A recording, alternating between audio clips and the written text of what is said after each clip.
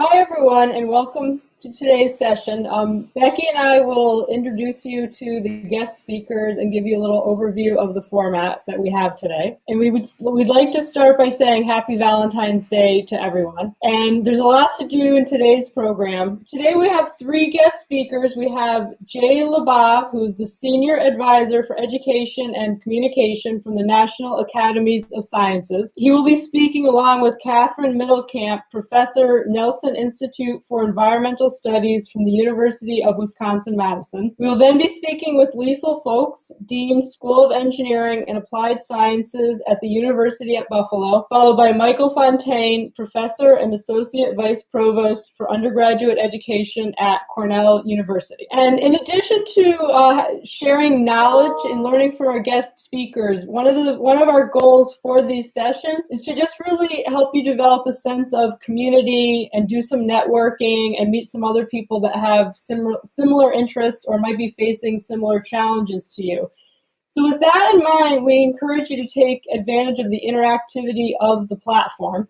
And if you look along the bottom of your screen, you will see that there is a text chat box where you can chat with other people that are participating today and ask questions or have a side discussion. If you click on the question mark, that's where you can post a question to our guest speakers. And in that case, if you type a question in there, the question will pop up on the screen and our guest speakers will respond to that.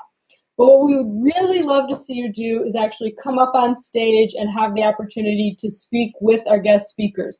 So if you click on the raise your hand option, you will be brought up on stage, and then you'll have an opportunity to have a discussion with our guest speakers. So with that in mind, we would like to get started with our first guest speakers, who are Jay Labov and Catherine Middlecamp.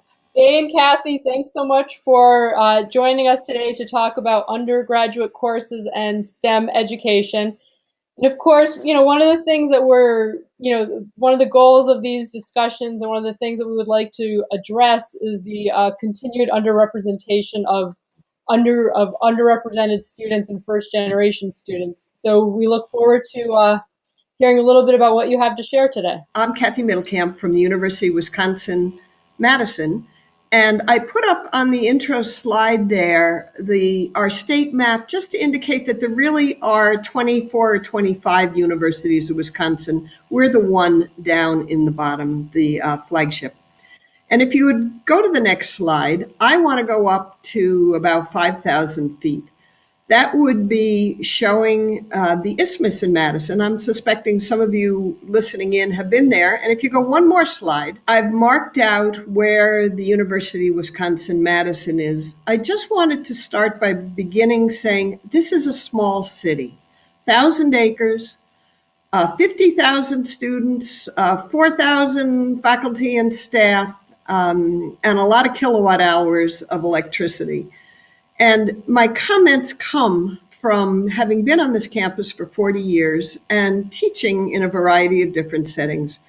Let's go to one more slide now. And I put this one up because if Jay had ended, it would have been with the National Academy's publication that you see on the screen on minority participation. When I started teaching, I want to say my first 20 years, I was working in the trenches with underrepresented groups, typically underrepresented minorities, but also lower socioeconomic status. And I spent most of the first 20 years of my career in a chemistry learning center, in equal opportunity programs, in summer bridge programs, actually founding a physics learning center as well, where I was both encouraging and supporting and mentoring the students, but at the same time, I was learning what the issues were.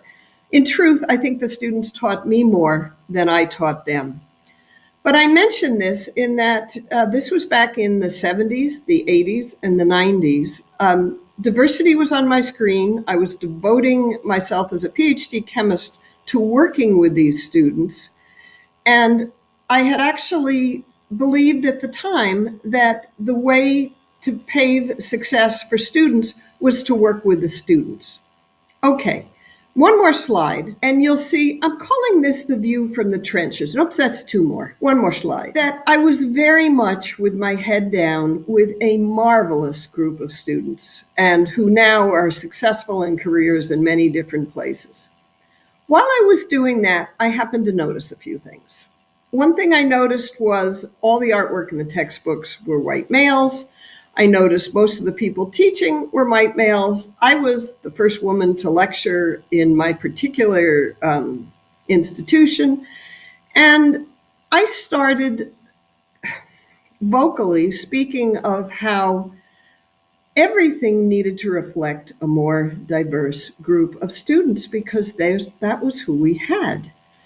One more slide, if you would.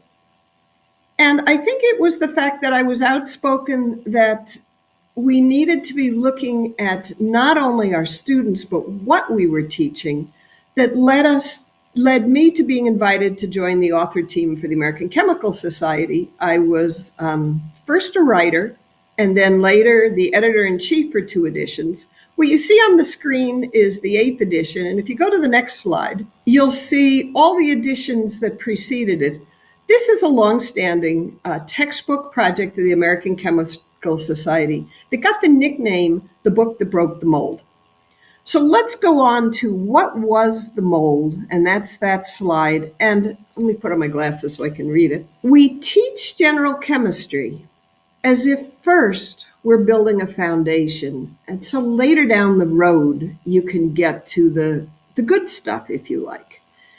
And what I want to do for you, this, by the way, is one of the points that Jay would have made. And let me continue and show you exactly, I think, what he would have been talking about. Let's go to the next slide, and I'm going to build the foundation with you. Oh, it got built very quickly. One more slide, let's put there. There's the road. And one more slide, let's put the student in. Yes. Stop here. So if indeed in a general chemistry course, or for that matter, a general physics course, we were building a foundation of some very important topics, by the way, so that in later courses, we could get to some of the really interesting issues that chemistry plays a role with in the world, or for that matter, physics or biology. The trouble with this model of building a foundation first is that this may be the only course that students take. And this is the part that I think you would have been hearing from Jay, that I'm echoing. That straight paved road, many of the students, for one reason or another, got off of, failed off of, or had a better plan and just did something else. So getting back to the book that broke the mold, let's switch to the next slide there. What if instead of the straight path, we looked at something that I think is both more contemporary and better represents the types of paths our students are on? And what kind of a curriculum goes with that? If you go with the next slide, I will put up for you the table of contents in, there we go, chemistry in context. You'll see that they are rich, multi-dimensional topics that engage students in learning, engage me, the instructor, in learning, and were a great way to build a foundation because embedded in each one of these topics are all those things that you found on the first slide. This said, one disclaimer. This project of the American Chemical Society was for non-science majors. In other words, they were getting the good stuff. Okay, next slide, and I'll show you where I'm going with this. If I started working with students first and listening to their needs and what they cared about, that was a view from in the trenches. When I started looking at the content we were teaching, mostly echoing what the students had said to me, when are we going to do something that I care about? I got involved in this content-rich project of the ACS, American Chemical Society. But my take-home message was you needed both. You couldn't just do content. You couldn't do just context. These are two sides of the teaching and learning coin. And to put up the flag again on the next slide, this was another view. Whoops, not that one. Back one. Back one. Thanks. This was another view from the trenches, meaning I had my eye on the textbooks, the content, and the students, but not the bigger picture. Starting from that, maybe 20 years ago, I started rethinking the very question that Pat asked when she introduced this session. What does it take to broaden the participation? What does it take to have more students not only on the road, but choosing to stay on it and taking all sorts of different paths? And if you go to the next slide, there's two things I want to add now to just wrap up my introductory comments. There are two different metaphors that I've used to try to explain, starting in the trenches with the students and the curriculum, how I got a bigger view and how I think this particular pathway is one that we all need to be on in some sense if we're going to address some of the issues that brought us together in this webinar. So the first metaphor I used was music, meaning if the students are one voice and the curriculum is a second voice, those two voices need to be in harmony. If one of them strikes a discord, it's not going to work. But they're not the only two voices. Next slide. There we go. There are two other voices that my students taught me this, that are really, really important if we're going to have four-part harmony. The third voice is we, the faculty, who we are, what we do, who we represent, and who we don't represent. And the fourth voice is the campus community, who it is, who it's not, who it represents, who it doesn't represent. And the metaphor I try to talk with faculty, students, administrators, everybody about is that the four voices on the screen all need to be singing together. Harmony, four-part, not just with your head down looking at one of them as if it were the only thing to look at or the only song to sing. Now, one more slide, and I'm going to just isolate these four voices. And then one more slide, I'm going to move around a little. Oops, one back. Okay, I've isolated them, but you know where I'm going. You just saw that slide. Let's go one more slide, which is the last slide. What I've got there is showing, or at least attempting to show, how interconnected these all are. To say it another way, if you tug on one of the boxes, all the other ones jiggle too. And if you connect two of them, you actually are connecting all four. There is one more slide. What I put up is actually a systems view. That's probably the only point I wanted to make in these framing comments, was that if we're going to address broader participation in so many ways, you can't just look at one part as if it's the whole. Rather, you need something that's connecting at least the four things I have on the screen: the students, the faculty, the content, and the broader campus environment.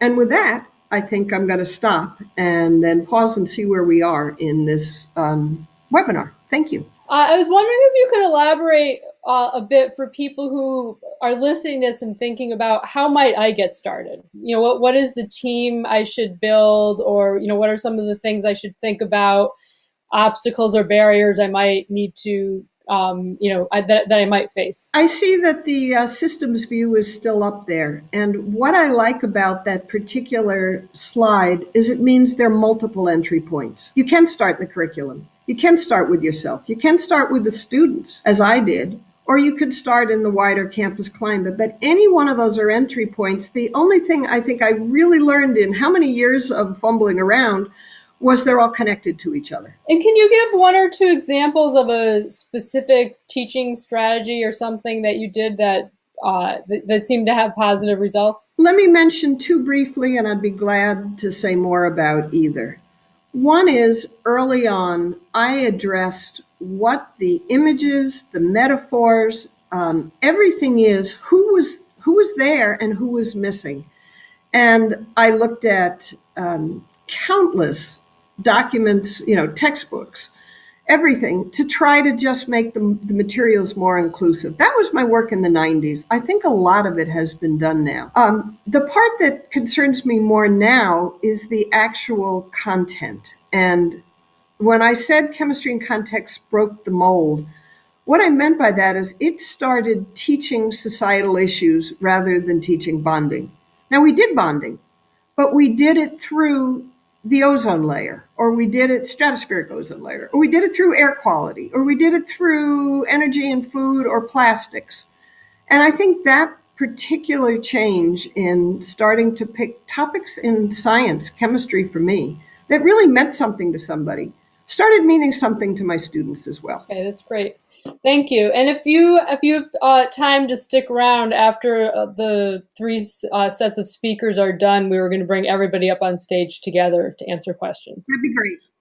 Okay, thanks. signing off. Okay, now we'll be speaking with Liesl from University at Buffalo. And just a reminder that you can raise your hand and come up on stage or type a question into the box for our speakers. Hi, Liesl. Thanks for joining us today. We look forward to hearing a little bit everybody. About I hope everybody can hear me. It gives me to participate today because this subject's very near and dear to my heart. My usual trajectory in that I worked in the tech sector in Silicon Valley for 16 years, joining the university as the Dean of Engineering. And two things were truly shocking when I came back to the university environment, back to academia. One was that we did a lot of that showed that traditional teaching methods had really for 95% of the students that were enrolling in university engineering programs. It was deeply concerned to find that really weren't very effective. And to the that no, we didn't have the data show that the say on the stage method of teaching wasn't differing content. A lot of research has been done since. The other really shocking thing was the inclusion of women in many of STEM disciplines had stagnated or reversed itself in the previous 8 to 10 years. Computer science, chemical engineering, electrical, back in terms of the percentages, let me say, in degrees. So that was, if I may say so, I was watching things getting better for the generation. So I wanted to talk, I am going to go into the trenches. I wanted to talk a little bit about the program you get good retention rates. I don't know. We have a retention problem for women and minority students going through the undergraduate. That statement is strong in minority students, but as a broad track, the students they are very likely to succeed at least as well as majority population outcomes. And all that is to do with which is 20 years of effort and refining what we do, particularly in our first year programs.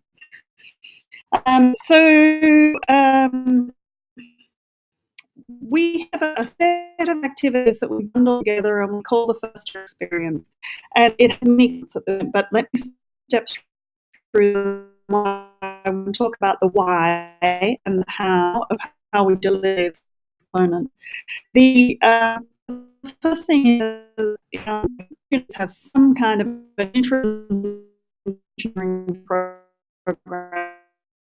We have an engineering 3-hour course changes straight away when they're okay, it's focused learning. And so the students are broken up into teams of it's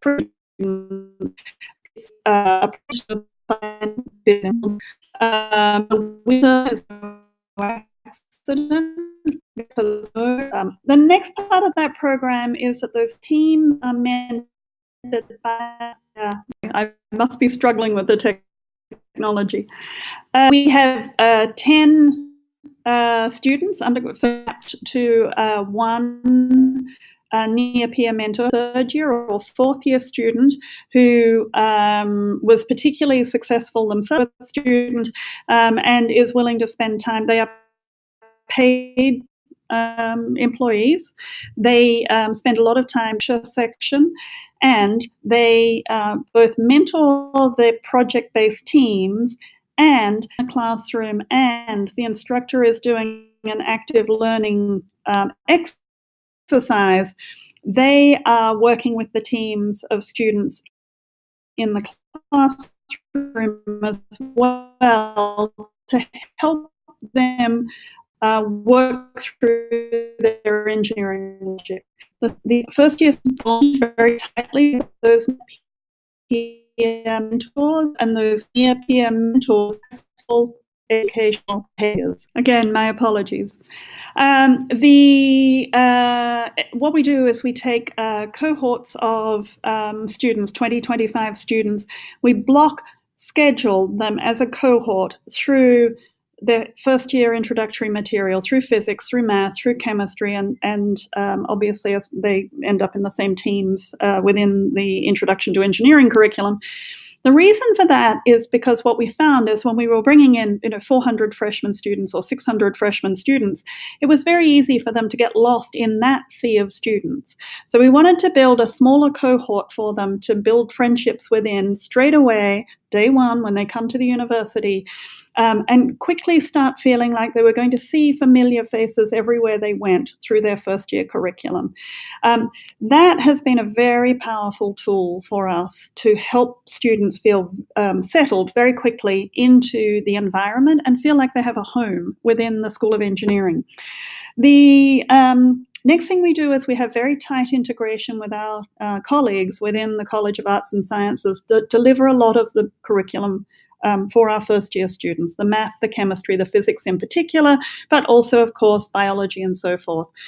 We work very closely and very directly with the faculty that deliver the content in the college.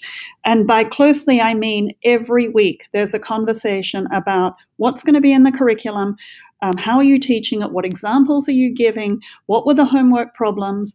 That all comes over to us on a weekly basis. The advantage of that is that the instructor in the Introduction to Engineering program can quickly drop in references to that material that connects it for the students to give them context, again to Kathy's comments, to give them context about what they're learning and why it matters, how it all glues together. So that's been very powerful. The other thing that we do with that information that comes from our colleagues that are delivering curriculum elsewhere on the campus is that we have a program that's called small groups, is all we call it. But what it really is a tutorial program. So all of our first year students are eligible to turn up for small group tutorials. And typically what happens is they go straight from a lecture session in physics or math or chemistry. They come straight back into the engineering domain, and immediately, straight after the lecture, they can walk into a tutorial session where an engineering instructor or an engineering graduate student will be standing there ready to take what they just learned, give a high-level summary of it, and then map it back to engineering concepts to explain the context, to give them a framing for why does this matter and how does it really work in an engineering world. So we're reinforcing what was just taught in physics and math and chemistry, but we're also giving that higher level framing for the students to really understand, why am I doing this? Why does it matter? How does it map to engineering? That has been very, very powerful and lifted many students into higher grades than they would have otherwise collected. So that's important. We do a lot of work on messaging what the habits are of truly successful students. We know from the data that we can collect in the classroom about attendance, about responsiveness to in-class activities, about how much time they spend online doing various activities. By week 3, we are able to predict with good accuracy whether students are likely to succeed or not likely to succeed, and then we can intervene. We can get with them through their near-peer mentors. We can get with them and have conversations about, right now you look like you're an at-risk student. Let's talk about what's going on. Let's talk about how we can change behaviors, habits, what's missing. Are you in financial distress? Is there something going on with housing stability? Do you have food insecurity issues? All of those things can be addressed very early in the semester because we can see the predictions very early on in the data. So that's something that's been a powerful tool too, to help remediate quickly if things look like they're not going well. So we have a lot of active learning in the classroom, and so we run large sections. There's, we're a state school. We have relatively modest tuition levels. It is not possible for me to run first-year engineering with 25 students in a classroom, and frankly, I don't know that it would be a good solution anyway. I can't find 25 gifted instructors to put in front of those small sections to teach the way I want them to be taught. I would rather have a large hall with my students in it, 200 students at a time, with a great instructor down the front of the classroom, than a whole pile of sections that are running a bit freeform with not very good instructors. So what we do is we run large sections with 200 students in a room with these peer mentors, near-peer mentors, in the classroom, in the lecture theatre, I should say. The instructor, though, is rapidly flipping between sage on the stage, big framing, here's my message, to, all right, now we're going to do an activity. You're going to get into a group quickly, and they know their groups, they're already pre-assigned, with your near-peer mentor as part of your group, and we're going to step through part of a design exercise. We're going to do some problem solving around criticality paths, around process optimization, around, all those sorts of problems that you would expect engineering students to get on top of relatively quickly as concepts. And the flip between sage on the stage to engaged active learning is happening on order of 4 or 5 times in a 50-minute lecture. So there's a lot of flipping backwards and forwards. We've built a technology platform that allows the students to quickly be typing in their answers to different questions. All those answers are appearing on the screen at the front of the lecture theatre, so they can see each other's thinking. They can pick up from each other's learning, incorporate it in their own, and add on to it in a really interactive way. Their near-peer mentors are guiding the discussion and helping them think about things. They're not giving the answers, clearly, but they're certainly there as a support mechanism. And that's very, very important for weaker teams that aren't getting quickly to ways of thinking about things in a systems manner. So that's very important. Advisement. We've done a lot of work on advisement. One of our understandings is that students that are not particularly well prepared for college coming in the door struggle mightily with ambiguity. It's really the kiss of death if they just can't figure out how the organization works and how they're going to move through it. So we work very, very hard, and we've done an enormous amount of work in the last 5 or 6 years on clarity of advisement. There are now online tools for the students to say, to map ahead through the curriculum. If I pick this course here and this course here, what is it going to do for my time to degree? What does it mean? What are the implications for me in terms of getting the curriculum finished and to degree? That's been really very important. They are mandated to have a face-to-face meeting with an advisor at least once a semester, and they cannot enroll in the following semester's courses until that has happened. That gives our advisors an opportunity to get a little peek behind the scenes to say, well, what's really going on for this student? Are there other issues that we need to be giving them help on? Do they have mental health issues? Do they have physical health issues? Do they have, family crises going on? Just that, the human connection, but forcing it so that we don't get students just drifting away completely without us ever understanding what's going on and why did the student not stay with us and succeed, has been very important. These online tools are terrific, and interestingly, we track the students' engagement with the online tool. So we get when they come to meet the advisor, we have some idea of what's been going on in the student's head because we can see what they were poking at before they turn up for the advisement meeting. So that's been really important, those digital maps. In addition to these digital maps being available online, but because of that machine that we built, we're able to print out basically and hand to the student at every advisement meeting a forward-looking plan that gets them to the end of their degree. And so the goal there is that there's no ambiguity, that at the end of every advisement session, a physical piece of evidence has been handed over that says, right now, this is what we think is going on. We agree, we, the university, you, the student, agree that this is where we're going and this is where we're tracking. What else? We have faculty mentoring as a fairly significant component of what we do. The faculty volunteer to sign up as first-year mentors. It is not expected that they're going to maintain necessarily long-term relationships with these students because they might not end up in the right discipline for that faculty member. But what we're trying to do is break down the barriers for students to be prepared to talk to real life faculty members without a whole pile of fear. And so they get assigned to a faculty mentor and they're expected to have 2 face-to-face meetings with that faculty member during their first or second semester on campus. It doesn't need to be more than, what are you interested in doing? What brought you to UB? What are your aspirations and hopes? It's a really quick conversation, but what it means is they know one faculty member, they have a door they can knock on if they need to, but it also gets them over that first hurdle of having that first conversation with a real life faculty member one-to-one. So that we're just trying to normalize that process. And that's also been pretty powerful. Many of the students, of course, stay bonded to that faculty member. So we do find that that persists if there's any kind of connection made. But it also opens a door to the next faculty mentoring relationship that they will need along the way. One of our, so that's pretty much the framing for our first year experience.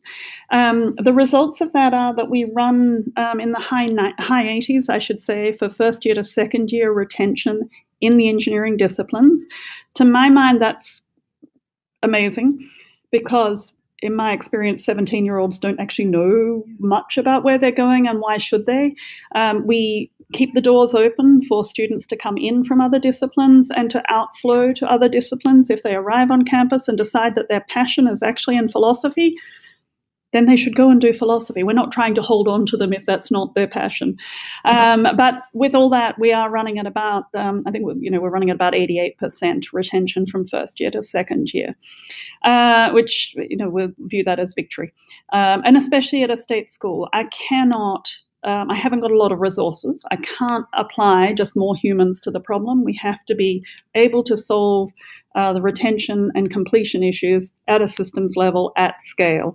And just to give you some framing there, I think this semester we have 6,400 students in engineering. We're the largest engineering program in New York State. So when I say at scale, I mean there's a lot of humans. Truth in advertising. This is not to say that we do not have problems with retention and completion issues. We absolutely do. 2 issues which I think are kind of interesting. So about 40% of our students are first in their families to come to university. So that provides its own special challenges because they don't necessarily have a lot of support from home, or they may have good support, but they don't have good information coming from home to bolster their educational aspirations. But interestingly, one of our biggest challenges is because we're part of the SUNY system and a state school, we have many students come to us transferring from 2-year colleges or even 4-year colleges elsewhere into UB. Interestingly, that population of students is very poor in terms of women and minority participation. And so as good a job as we can do attracting women and minority students to UB directly, that on the outgoing side, our demographics are very, very influenced by the fact that many of our students come to us through transfer paths. And then among the transfer students, there's a very small percentage of women and minority students. So that's an ongoing problem that we're just starting to tackle that now, to figure out how do we reach back to community colleges to do a better job of helping them attract women and minorities into the transfer pipeline. So that's a whole separate problem that we're struggling with now. And at that point, I'll wrap up, and I'm very happy to take questions, of course. All right, thanks a lot, Lisa. Like I said, if you can stick around after, we'll bring everybody up. Hi, Mike. Thanks for joining us today. Hi. Can everybody hear me? Or that is, say, I hope you can. And if you can't, please put something in the text box if it cuts out, so I can look down for that. Okay, you sound great so far. So just to begin, you were recently named the Associate Vice Provost for Undergraduate Education, and I was wondering if you could tell us a little bit about that position and what some of the challenges and goals you have during your time there. Yeah, thanks very much. I am the new kid on the block, and I mean really new. I just started about a month ago. But just to give you a little background, I'm a professor of Greek and Latin here at Classics, and I think I attracted notice for this position because of my involvement in Faculty Senate and dealing with sort of difficult issues in the Faculty Senate. And so I was brought on, I think, as much for diplomacy among faculty as anything else. But my I've been brought on to work on a specific project of gateway courses. And I think that this is a technical term, or at least a widely used term at a lot of places, but maybe not everywhere.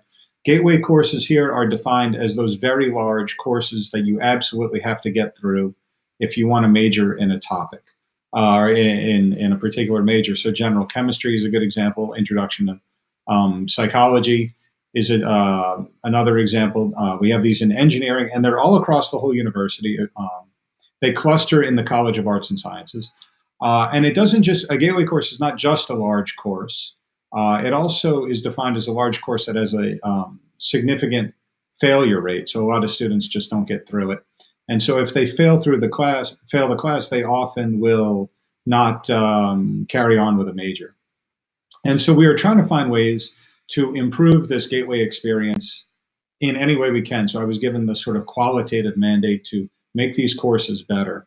And if you're in the audience and you're not familiar with Cornell University, you might assume that it's all, the streets are paved with gold and that sort of thing. But the reality is a little dirtier than that. So we have significant challenges with educating our undergraduates, in part because the university is so focused on research at the graduate level. So the four components that I am tasked with looking at are wait lists. How do students get on and off the wait list? How are they finding out what their position is on the wait list? It's causing significant stress for the students not to know this. Some of them are going to the health center and seeking counseling because they can't find out whether they're going to get into a class. So waitlist management in every way I'm looking to improve. We have significant differentials in the student outcomes. So across the board, underrepresented minorities are failing at greater rates. Women are failing at greater rates. First generation students are failing at greater rates. I haven't seen the actual data yet, but I'm told the differentials are stark. And so I am hoping to find out from maybe some people here in our audience best practices for improving some of those differentials. I'm told that, for example, allowing students to delay taking general chemistry by a semester can be at least as effective as having a private tutor, something like that. We're also looking at improving infrastructure of the classrooms. Some of the classrooms are quite dilapidated. They've been around for 100 years and they haven't been redecorated since. And the last component that sort of ties all these together is this active learning initiative. And Liesl, I heard you talk about it too. I'm guessing that the term is widely used, active learning. In foreign languages, this is sort of our bread and butter. So we do this anyway. And I was surprised to find that a lot of these large courses still involve the sage on the stage, simply standing up and lecturing as though this were the 19th century, maybe a few slides or something. And so as we think about redesigning these courses and how to make them better and more effective, I'm told the data are really pretty clear that active learning can improve all those outcomes, probably more than any other lever we could pull. And we've already seen significant improvements in the physics department here. So one of my missions is to try and see how we can incentivize different instructors, departments, units to adopt a more active learning style in the classroom. One way we can do that is by ripping out the old desks with the fixed chairs and that sort of thing and bringing in those kind of small tables with the chairs on wheels that students can rearrange and get in groups. It's not clear we can do that in the auditoriums, but that's one of the things we're trying to figure out. So there's sort of this four-pointed beast that we're trying to tackle, and it's not clear where to go first. There are about 35 gateway courses here. About 6 of them are already involved with this separate active learning initiative that's being dealt with on a different part of the campus. So one of our strategies we're exploring is, could we incentivize active learning by offering to remodel some of the classrooms, for example? So that brings me to some of the risks we're dealing with. I work for the central administration at Cornell. The problem is central administration at Cornell is sort of a weak entity. The colleges here are quite strong. The deans do get, some of them get a small appropriation from the central administration, but mostly they're autonomous. And so we are a bit anxious about incentivizing the wrong behavior. If we go to some college that hasn't remodeled their classrooms for 50 years, and we say, hey, we can improve your students' outcome by paying the full cost for you. Of course, that dean will be thrilled, but what are we going to do in the meantime? I think the problem I can tackle soonest, and I hope people have good ideas, and if you do, I hope you'll share them, is waitlist management technology. Right now, waitlists are handled all across the campus in a completely haphazard fashion. Some departments do them with a pencil and paper. Others have separate websites set up. There's nothing being handled by the main software we use here, PeopleSoft, although I'm told it has that capability.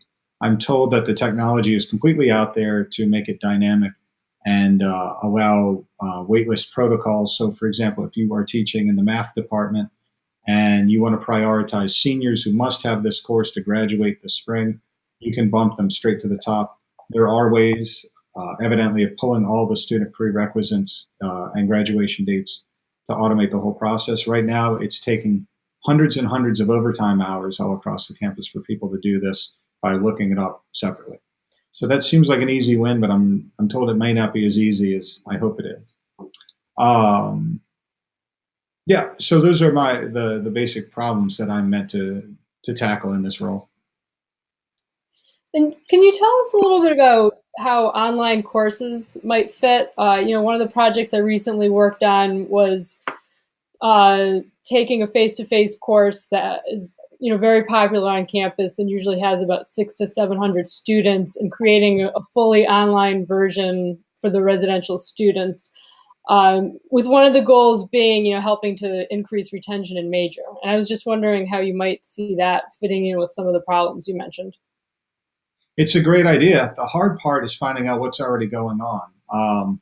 I teach an online course myself in the winter term, and when I went to find out best practices on how to design it a few years ago, I was told, well, there are online courses, but nobody's really keeping an eye on them, so we don't actually know. Cornell is very much a residential university. There are very few students who commute in. So if we are going to explore this, and it sounds like a great idea, we need to find ways of making that online experience better than coming to class. So as I think about all these things, I'm not sure, human behavior is reciprocal. If we incentivize this, how are the students and the faculty going to react? If the professor finds him or herself standing in front of an empty auditorium because everybody's watching the pre-recorded lectures back in their apartment, what will that do to learning? I don't know.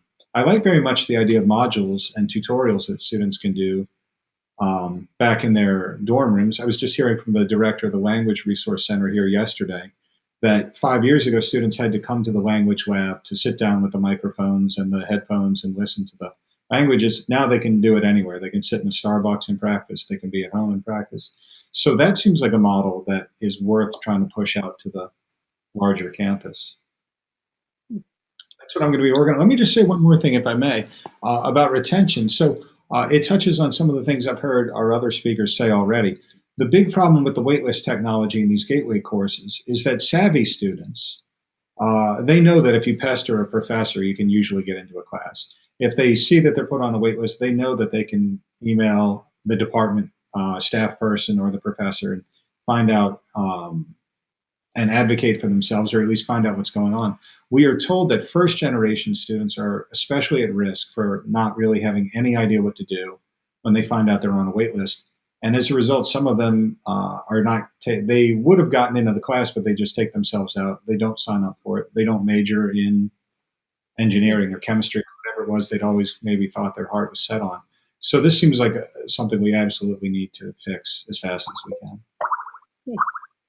That would be great if anyone in the audience is doing anything on waitlist management. If you want to come up on stage and share that or put something in the chat box. So those are, well, just in general, that's my mandate. I think Michael's raising really good points, which I hadn't even thought about mentioning. We at UB flipped the whole waitlist story on its head. We have had, we're in, I think, our 5th year of a program called Finish in 4.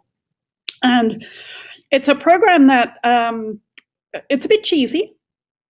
What it requires is that the students sign up to be Finish in 4 students, and among engineering students, I think more than 75% of them sign up for it. They commit to being active in the advisement process, that they will actively seek advisement before dropping, adding, trying to do anything wacky with the curriculum. And in return for that, we commit that the courses will be available to them when they need them. So the pressure was really pushed all the way back to the departments and the faculty to say, if you've built this damn curriculum, you need to make sure the seats are available in the numbers that are needed. And we do all this like modeling. We know how many kids are coming in every semester for every course. It's not ambiguous, right? That data, you know who's coming because you started them in first year, right? you let them all in. You know how fast they go. You know how many are going to succeed and persist and da-da-da-da. To a high degree of accuracy, you should be able to model how many are coming. So now, department, you better get the courses and sections in place to do that. And if we fail, we agree we're going to pay the students' tuition. So boy, did that focus everybody's mind on the problem, right? Is that this can't be that we let students into the university and then we don't have the courses ready for them when they need to take them if they're tracking along an advised path that we recommended to them. And so we flipped that whole thing upside down. So there are no wait lists because, damn it, if we've screwed up, we're going to put another section out there, right? Because it's become our problem, not their problem. Because how would a first generation student ever figure this rubbish out, right? I mean, it's not a reasonable conversation to make it their problem. So that's one thing I wanted to say. The other thing is the large auditorium problem. We do active learning in those large auditoriums. It is not ideal, but there's no way we could afford to rehab all of the auditoriums that we have on campus. So the students sit in their teams. They have to sit either 4 in a row or 2 in front and 2 behind, so that when we say work with a team, they can pivot and turn to each other and do those active learning experiences in that auditorium environment. We all agree it's not brilliant. But we've done now, I don't know, 12 years of working that way in that same built infrastructure. The students never comment on it. It is never written on their feedback forms as the worst part of their experience, right? They don't think it's abnormal. I mean, we know it's not optimal, but they just do it, right? When the instructor says you have to sit in your teams, you're going to work, now, start doing your projects, they turn around and do it. They just make it work. So I think it's not reasonable for the faculty to hold that up and say, I can't do active learning because of the built environment. Tell them to figure it out, because the built environment problem is too expensive for anybody to solve quickly. Thanks. Thank you. So one of the strange factors we have here is that I'm told that almost every student on a wait list does get in to the course eventually, or they would have gotten in if they hadn't taken themselves out of the running. So it's a little bit different, and I that's an amazing program. I'm almost certain there's no way we're going to be able to offer to pay tuition for here. It's a wonderful program that you have, but here it really is. We've got to improve the communication to these students, and we got to do it fast. My dream is to have the students get a text message saying a spot is opened up in the class. You have 6 or 8 or 12 hours to sign up if you still want to do it. So hustle up.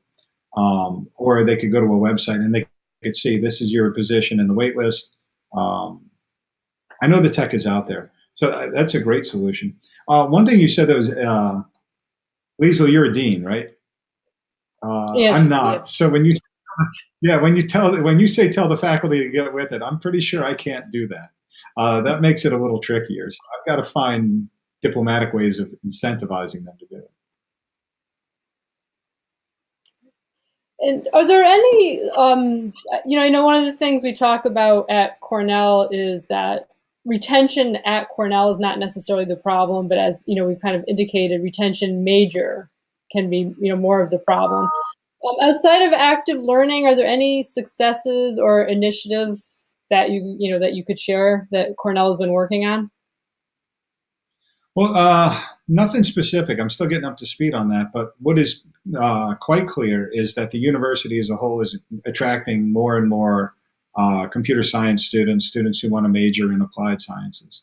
And so it is now the case at Cornell. It's quite easy to take courses all the way across campus. That didn't used to be the case. If you came into a particular college, you were more or less bound into that college.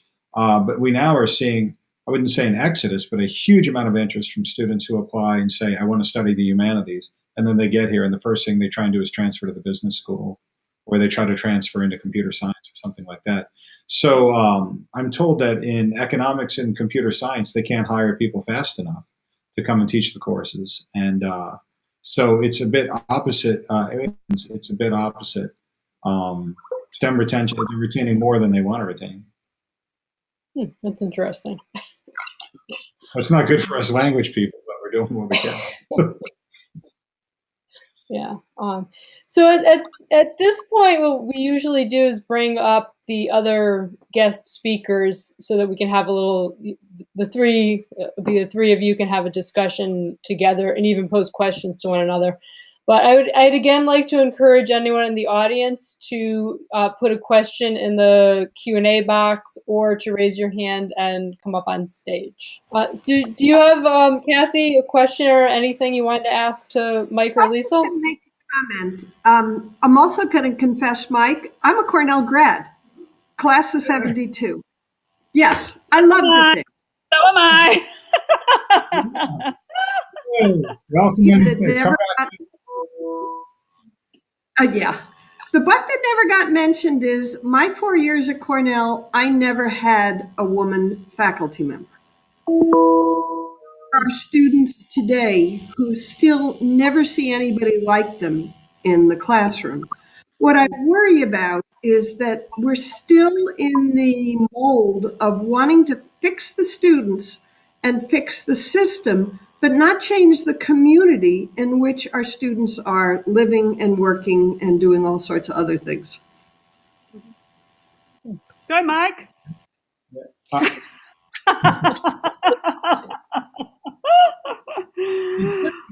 The case any longer, I think that I can't imagine a student would go through Cornell and not have a woman professor at this point. The faculty as a whole. How about a black? Yeah, that can still happen at UB in chemical engineering. Is that right? This place has gotten quite a bit more diverse very fast. It has gotten more female. And that is true here at Wisconsin. By the way, I'm not just picking on Cornell. I was a grad student here at UW-Madison. I didn't see a woman professor here either 4 years later, from 72 to 76. That's changed. It's changed at Cornell too. But what if you're an African-American woman? Yeah, forget I think that. that's a challenge. Yeah, it's a challenge every department's facing across campus. One of the common complaints is that the pipeline is still small. And how do we, when we go to make appointments, if there's not but this is the common complaint we're hearing, there's not enough applicants to diversify the faculty as much as we'd like to do. Yeah, that's what I heard back in the 60s and the 70s and the 80s and the 90s. What's taken us? Why so slow? To quote a very famous book title. Okay, so here's a systems level approach to that. What we've done in the School of Engineering here at UB is we've mandated that for every student that's in the undergraduate ranks who has better than a something, I think it's 3.3 GPA, a faculty member must have a conversation with every one of those students one-on-one to ask them have they thought about grad school. Because what we know is that women and minority think that they're not ready for minority students think that they're not ready for grad school, and or they have just never thought about it if they're first generation. And so what we've done is it's like a checklist manifesto issue, right? We've just said every one of those students must have a one-on-one conversation with a faculty member, right? Typically it's just somebody who is teaching, in one of the two relevant semesters where those decisions are being made. And just sit them down and say, have you thought about going to grad school? And the students will often say, no. And I did a PhD because a faculty member stopped and said, have you thought about going to grad school? It literally had never crossed my mind before somebody stopped me and said, have you thought about going to grad school? Yeah. So we don't want to leave those.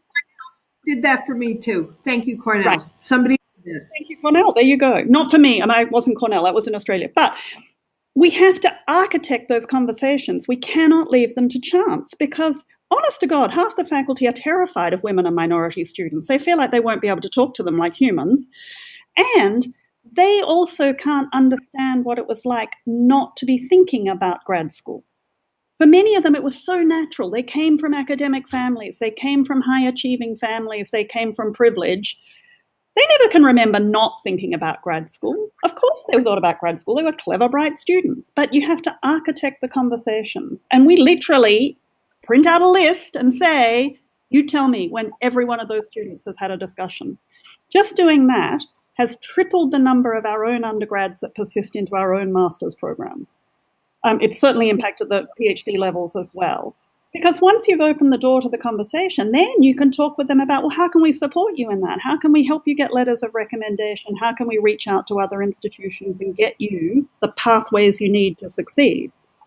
But just saying you have to have the conversation was transformational. Yeah, that feeds in quite a bit to just there's a lot of conversation around inclusive practices and working with faculty to create environments where students feel safe and they have an increased sense of belonging. Can any of you speak to programs or initiatives you started at where you're working on that? I want to bring Letitia Thomas up. Letitia, talk about what we do at UB.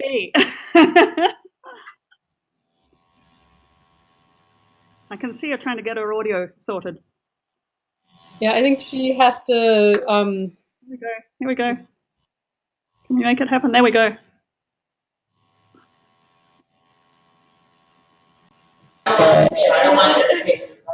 Hello. Hey, Letitia. I'm muted. Hello.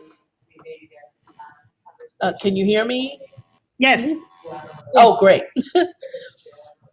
Okay, the question was what we're doing at UB. Oh, we're doing a lot of different things. We are running groups with women in STEM. I am actively recruiting for our summer program. In STEM, we have anywhere from 10 to 15 students who are on campus working with faculty. And I find that when students do research with faculty, then they really do start to think about doing a master's or a PhD. I was just talking with our research methods instructor, who is one of our PhD students in chemical engineering, and he's currently really seriously thinking about the professoriate if we can keep companies from coming in and kind of swiping our students away. That seems to be a problem, is that the companies have such, fabulous offers and, great work-life balance and wonderful salaries and great locations. And, sometimes students are led astray away from the professoriate. We try to take advantage of different conferences. I'll be heading to the National Society of Black Engineers during spring break to try to recruit graduate students. And really, we're trying to take advantage of a lot of programs that are currently available to, let students know that graduate school is an option and that the professoriate is an option. It's a great great career, a chance to really do your own research and set your own path.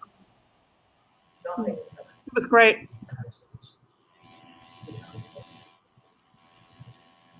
Kathy, is Madison have any programs or professional development for faculty around inclusive practices in the classroom?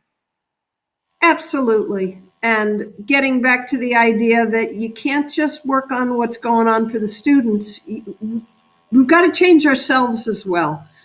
The thing about a faculty career being a great career, in one sense, I want to say that's true. In another sense, I want to say there are things about the job culture that could be more welcoming to all sorts of people. And if I make the point, I think we've got to look at many dimensions. They're all connected to each other. What's going to take somebody to want to stay and work here? Having been the first woman in more than one time, being the first one isn't all that great. It's, I miss kind of having company. When I was at Cornell, I needed a lab partner. Now, Mike, I know when Julia Tom Levy was actually a guest on our first session, and she talked quite a bit about the work she did in the active learning. And when asking her, what was it that made it possible, the thing that she really stressed was time, being given time in her schedule to think about reimagining her course. And I know that's also a difficult thing to allow and provide for faculty. I'm not sure if you or Kathy can speak to any ways that, universities are trying to either change the tenure process or promote teaching and learning more. I just want to, Mike, for something you said earlier, you mentioned the word incentives. And I just thought you were right on target when you said incentives, faculty incentives. Go ahead. Oh, well, it's funny you say that because, yes, time, I think, is the most precious commodity most of us have as faculty. I mean, that's what we really want to spend our time on. I can tell you what's going on here, although I'm not in any way sort of in charge of the initiative. The Active Learning Initiative has, in physics, which is the department Julia was involved with, the department went through a number of rounds of discussions, and they said, we as a department want to move to this active learning approach. This is not something they had done before. And because the department's large enough, they wound up giving Julia and a couple other faculty a whole semester off to spend the time redesigning the main course. In other words, they'd had the whole semester off teaching just to work on how they were going to redo that course. And now that model is being rolled out across the university in different ways.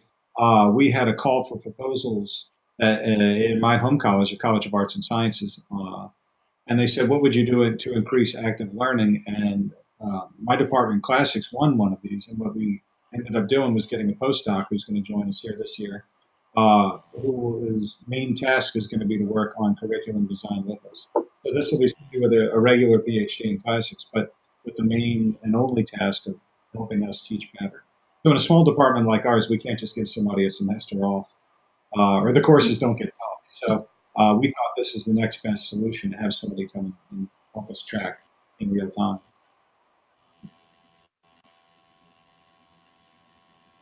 At Madison, are they doing anything different with respect to, providing time or incentives, Kathy?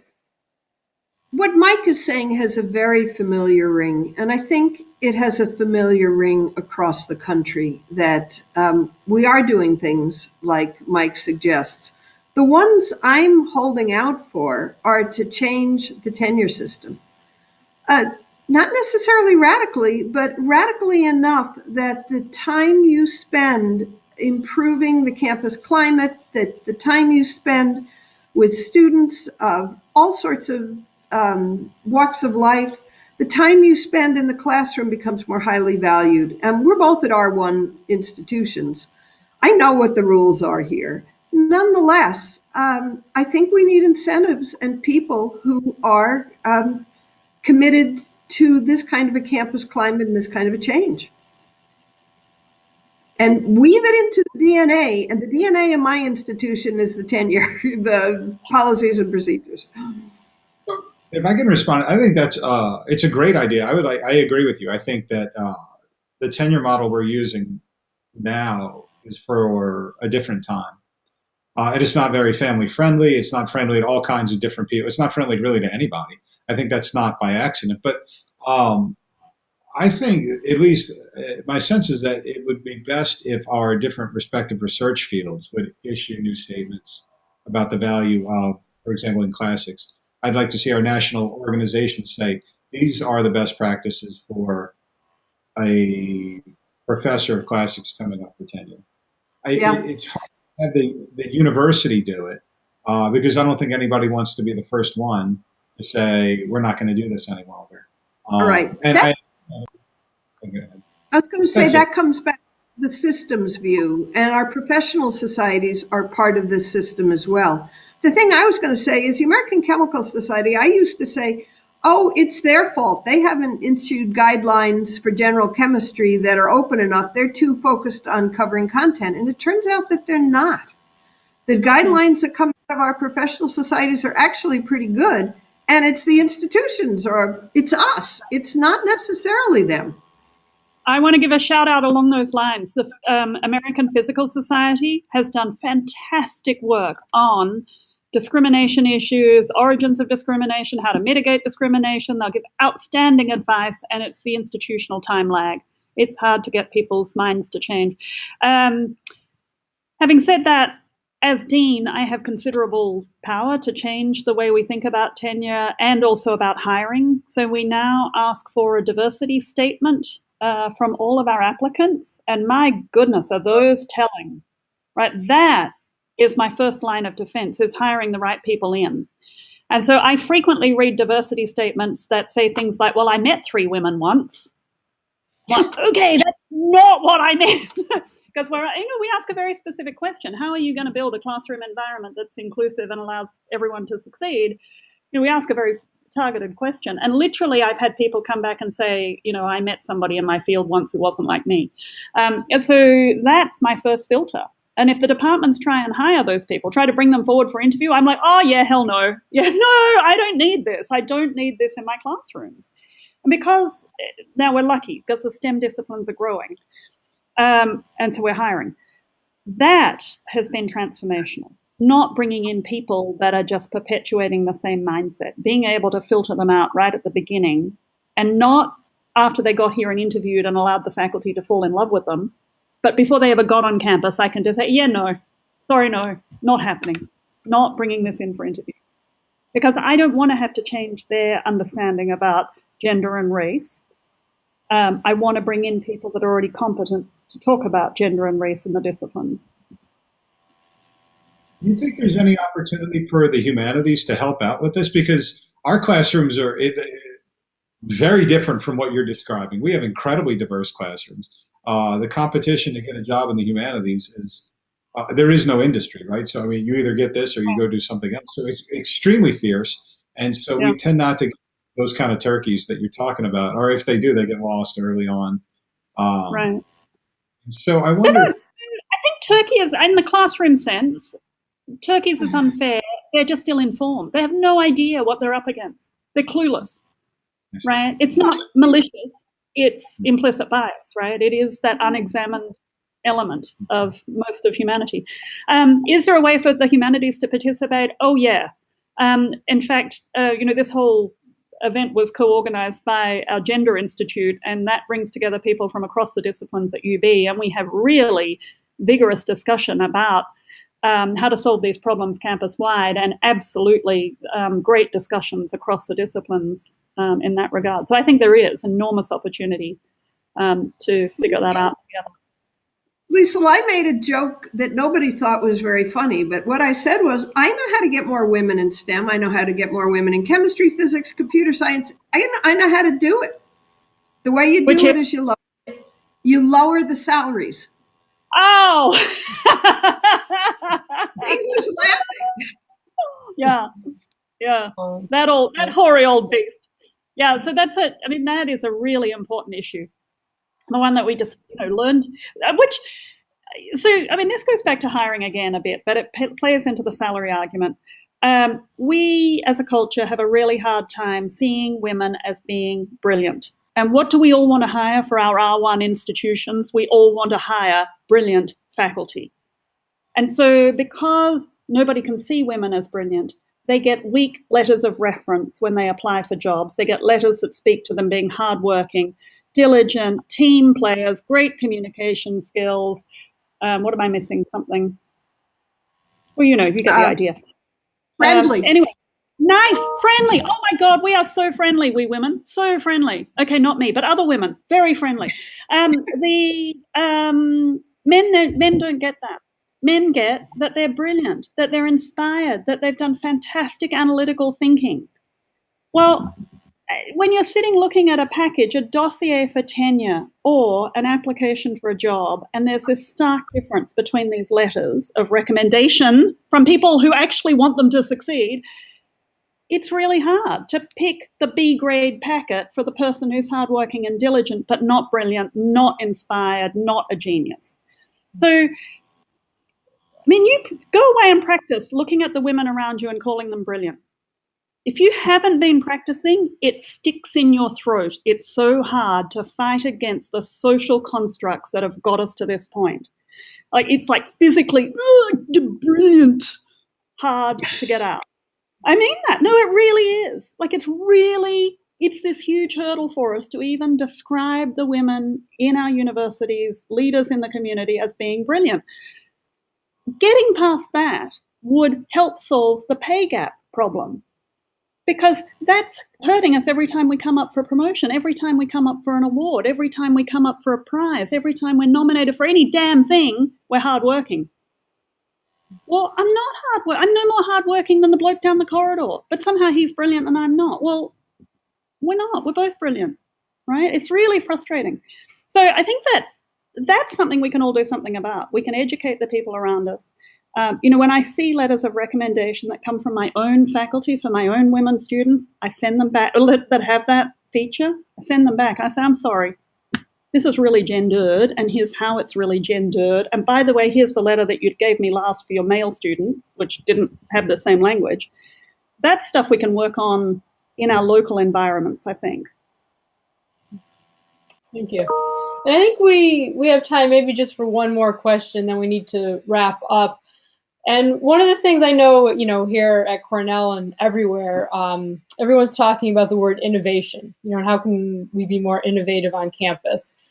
And, we talked a lot about active learning and things specific to courses, but one of the things I was wondering is if anybody's really reimagining the curriculum, how might we entirely reimagine the way students put together courses? And, like Mike, you mentioned modules. Like, would it be possible for students to take a few modules to create their own course to help with completion rates? And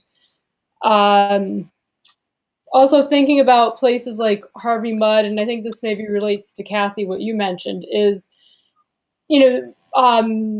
making courses more themed. So it's not just about coding or, say, for example, computer science, but it's about thinking about how you might provide clean water across, globally. And so I was just wondering if there were some, I hate to use that word innovative, but just, innovative things that people were doing to really just reimagine the whole experience. Mm-hmm. I'll jump in with one quick comment. I don't think teaching chemistry as if people on the planet mattered is innovative. I think we know how to do it. It's a different question. Do we want to do it?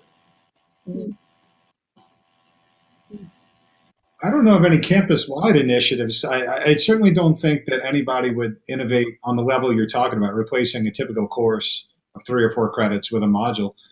Because the fear, which is rife among all the students, is they won't get into graduate school. So that would be tough. Mm-hmm. But I can give you an example if anybody's interested, not from STEM, but in our department of classics, we hired in the fall the first and probably last ever professor of the practice of Latin, when the papal secretary of Latin in the Vatican decided to give up his job, give up the priesthood. The most competent Latinist on planet Earth, spent 10 years writing all the diplomacy for the Pope in Latin. And now he's a professor of the practice here. So that is what he's doing now, is he's teaching Latin as an active language. So he's teaching students to converse in it. And in just a single year, we're already rethinking our whole curriculum to sort of pivot much closer to the modern languages than the traditional, slave away at a page and look every word up in the dictionary. So we will see where that winds up. Okay. Well, thank you all for joining us. And if you don't mind, if you want to share those of you that had slide decks, if you want to share them with us, we can share them with the rest of the community. And people can find your emails and reach out to you if they have additional questions. Of course. Thanks, Patrice.